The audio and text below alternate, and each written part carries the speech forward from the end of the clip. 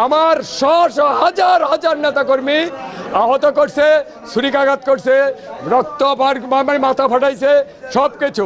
আমরা সভাপতি প্রার্থী ছিলাম তিনজনের মধ্যে একজন সভাপতি প্রার্থী করেছে, আমি সভাপতি প্রার্থী না, আমি সেক্রেটারি প্রার্থী। তারপর আমরা দুইজন ছিলাম। পরে আমার জনসমর্থন ভিডিও ফুটেজ আপনারা দেখেন। আমার এখানে মিনিমাম 10 ভাগের মধ্যে 9 ভাগ সমর্থন আমার পক্ষে ছিল, 1 ভাগ হিন্দু সমাজের পক্ষে ছিল।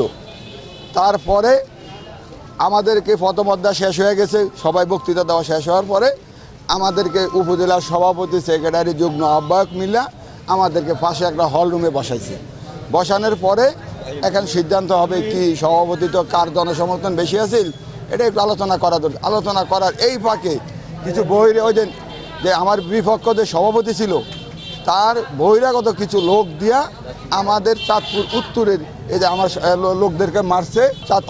ওরা অন্য ইউনিয়নের লোক, চাঁদপুরের বাইরের লোক, এই উত্তরের চাঁদপুর ইউনিয়নের বাইরের লোক। সে ছিল, আপনি যদি দেখতেন তারপরে বলতেন আমার জনসমর্থন কী পরিমাণ ছিল।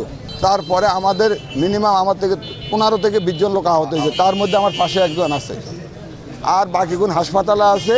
কেউ কাটিয়া গেছে, ফিরে গেছে, জখম হয়েছে, অনেক মাথা ফাটে আছে 5 জনের মতন। আমার আজকে এই সম্মেলনে হাজার হাজার শুভাকাঙ্ক্ষী, 5-7 শুভাকাঙ্ক্ষী আমার জন্য চিৎকার করছে সভাপতি পদে আমাকে চায়।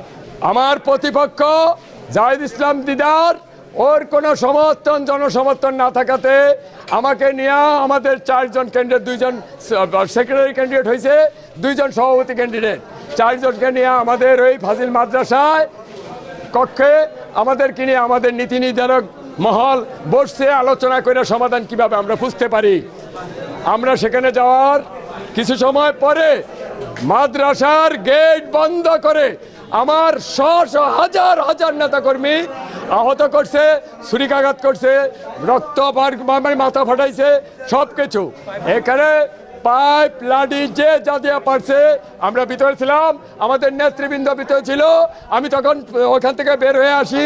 আপনাদের মাধ্যমে আমি বলতে চাই, আমার নেতা মেজর হাফিজউদ্দিন আহমেদ বিক্রম, আমার নেতা তারেক রহমানের দৃষ্টি আকর্ষণ করছি, আমি জাতিগত হিন্দু বিধায় আমার উপরে এই দমন পীড়ন হয়েছে।